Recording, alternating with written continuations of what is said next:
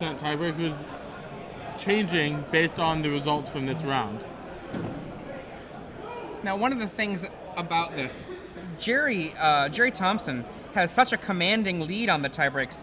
It's pretty safe for him, but like these in other addition, guys, he was paired up. Yeah, he was paired up, which makes it even safer. Yep. But these other guys, those are the kind of draws that I never feel comfortable doing, honestly. You know, it's just too many things can go wrong. Tiebreaker math is too unpredictable, and I would rather just play and win unless I feel like I have a really unfavorable matchup. Then I might be like, yeah, let's draw. That'd be great. Yeah, I'll take the minimum.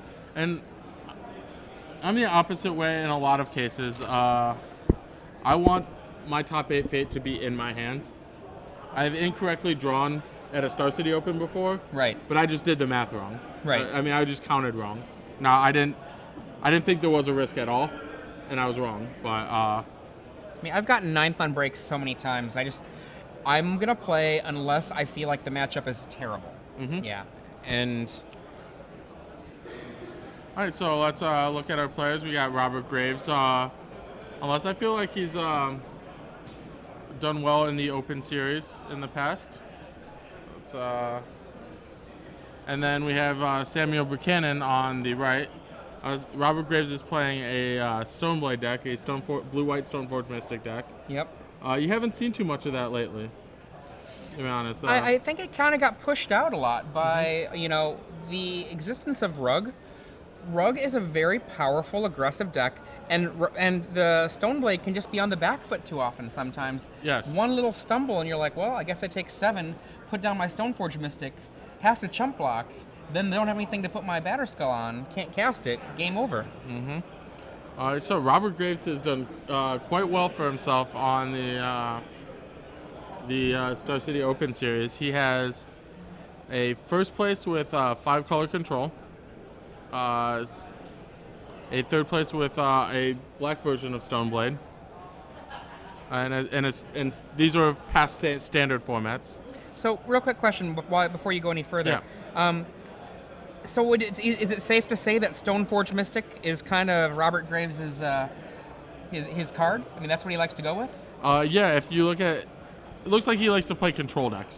Yeah. All 4, he has 4 top 8s, including 1 win, and they were all with control decks. We're underway. Fetch lands from both players. I remember that Indianapolis that he won with 5-color control. And this was a couple years back in the early days of it was before it was really the Star City Games Live. It was just the Star City Games Open Series. Right. Let's just say he had an Obelisk of Alara in his deck. I remember very, very clearly. I love that card. Yeah. That actually was the beginning of my feature match loss streak, began at that tournament.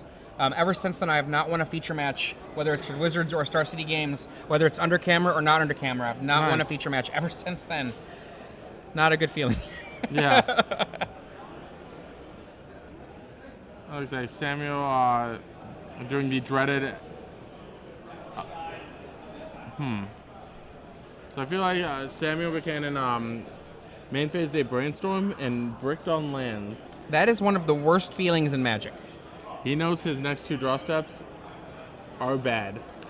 I have done that twice, where you do the brick, you wait a little bit, and you try again, and you brick again. Oh, geez. And then you lose to the stone worst, whatever it is that's coming at you. Because whenever that happens, it's always some random thing that gets you. You lose to a draft deck. Yeah.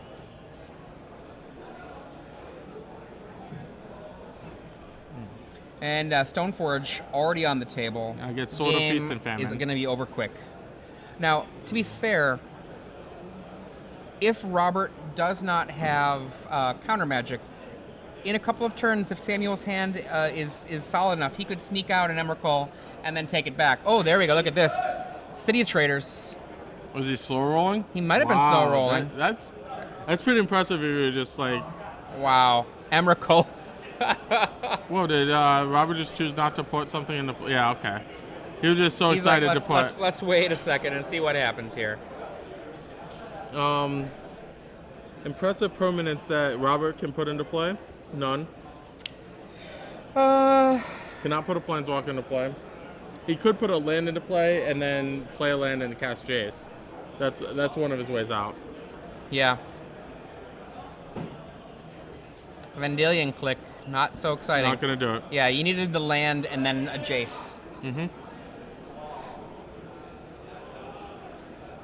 And he buries with the click he another is going Stoneforge to a Mystic. Caracas. Caracas, there we go. Here we go. Is it there? Or is it all she wrote?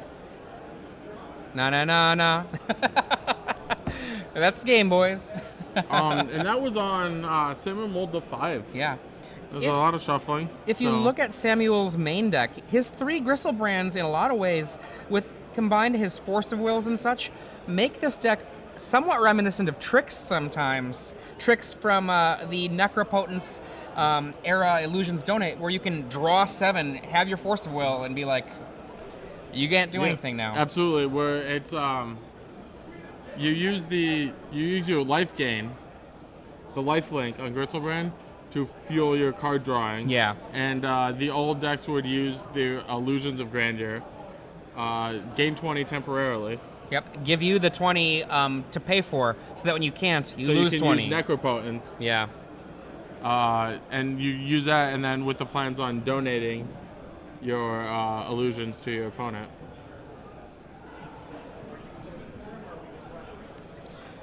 So from the sideboard, Robert Graves, Aven Mind Sensor, it's a card he can use. It's not great. Spell Pierce is a better card. Force of Will is a better card. 4 of each of those in the sideboard both have a strong effect. Yeah, I actually also like Aven Mind Sensor. There is Intuition. Yeah, and there's fetch lands. It's also a end-step threat. Yeah. That he does not have to. He doesn't have to leave up mana for. Yeah. But as it exists, his list is those 8 counter spells on the sideboard. Those are his 8 counter spells. Yes. He was not winning game 1. No. I mean, let's be fair. Okay. Robert could have top decked a Temporal Mastery. Oh, okay. Into Jace. Into some. I mean, it was. Jace or Crocus was his out there. Yeah. But for example, I'm not a big fan of Stoneforge Mystic. I'd actually rather have Aven Mind Sensor in this matchup. I mean, Stoneforge Mystic is slow. I mean, right, exactly. It's just a slow card. It's one of the reasons that I didn't really think of Cobblade as ever an aggro control deck, because you didn't actually start doing anything that was like aggressive until way into the game. Well, it was super board threatening. Yeah, it was control the board. Who rules the table is what Cobblade was about. That's, yeah. Looking at the other cards in the sideboard for Samuel Buchanan, he's set up pretty good game 1, but he has access to blasts after game 2. Red Elemental Blast. There's and 2 of them. Just those 2 blasts? Pretty much it. I don't know if you have anything else. Yeah, he has Tormod's Pyroclasm, Leyline of Sanctity, Woodfall.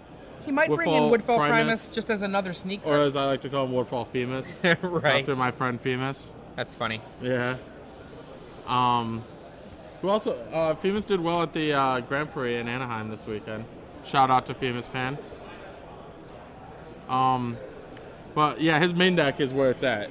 So, whereas Robert's changing his whole deck, Samuel's just doing a, slight cosmetic upgrade. Right. In fact, I don't even know what I would take out for the 2 blasts. I've got a question for you. Can you remind me of the name of the Ohio Legacy player that you mentioned at the beginning of the weekend? Mark Sun? Mark Sun, yeah. Mark Sun lost to Samuel Buchanan earlier in the Swiss, where Mark basically had the win. This was, I think, in round 3, where Mark basically had the win, and Samuel needed to have in his hand a Show, Emrakul, Force of Will, blue card, Misdirection, blue card, and the Daze. All 7 of those cards had to be in his hand for the win. Yeah, wow. And he had it. Jeez.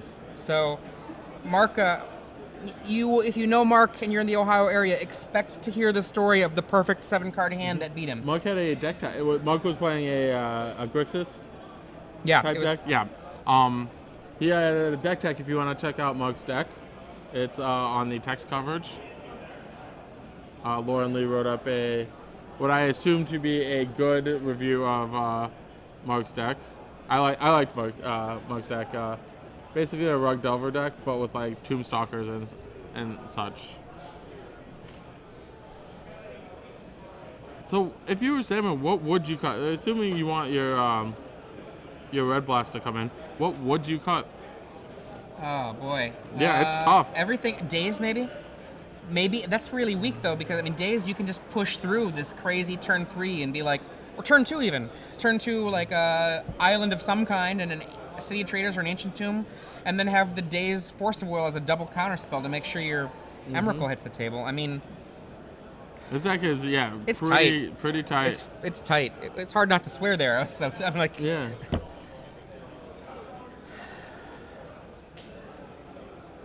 Well, see, I could see cutting like a Lotus Petal. Fair. Like 8 days, a Lotus Petal. I have no idea. Like, your deck knows what it wants to do. Let's just put it that way.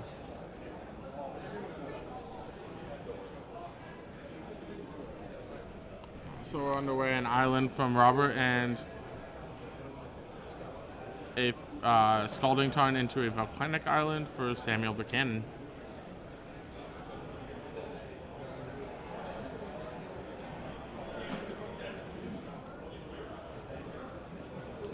This does not feel like a good matchup for Robert Graves.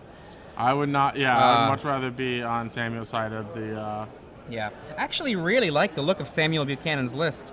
You said that there was a deck tech that was done on no, not on Sam, on Mark. Yeah, a different deck. Yeah. If you get an opportunity and you and Samuel Buchanan's list gets on our print coverage, check it out. It looks really, really powerful.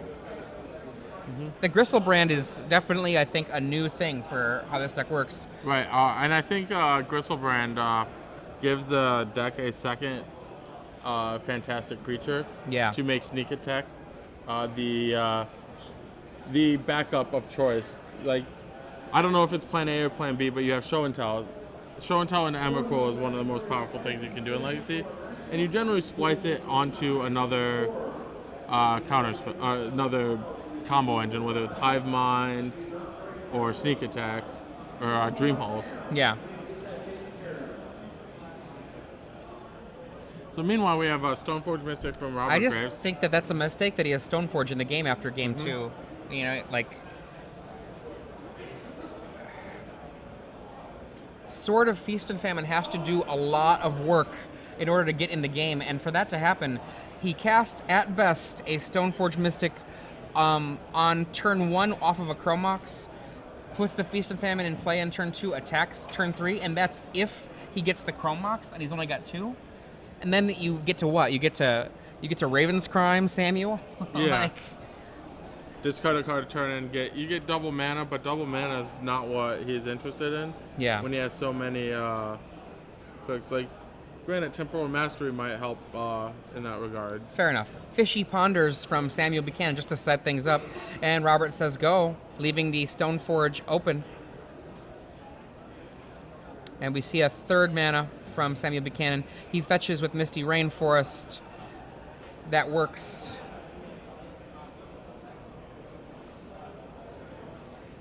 Yeah, another volcanic island. No Wastelands from Robert Graves' deck, so those are safe volcanics. Yeah, Mishra's Factory instead. There's 3 copies of the Factory. I'm a big Mishra's Factory fan. I love Factory. Factory is, especially if you're a deck that might block. One Factory on D can trade with a goose, and a second Factory can kill a goose. And that's a kill a goose without losing anything. Lotus Petal from Samuel.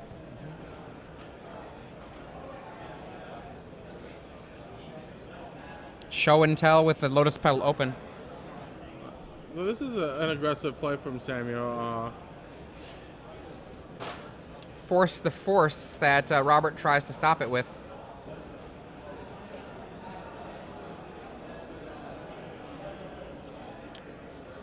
I think Show and Tell's going to work now. Here's my card. Yep, what you got? Land versus Emrakul. Robert needs a Jace or a Karakas. And end of the turn, down comes the Sword of Feast and Famine. Woo! I don't think Robert has, based on how he drew his Miracle. Look at that. There we go. Oh, no. Force of Will. And that's pretty good. What'd you say about Samuel Buchanan running perfect? Right. He pondered twice. Right. Oh boy.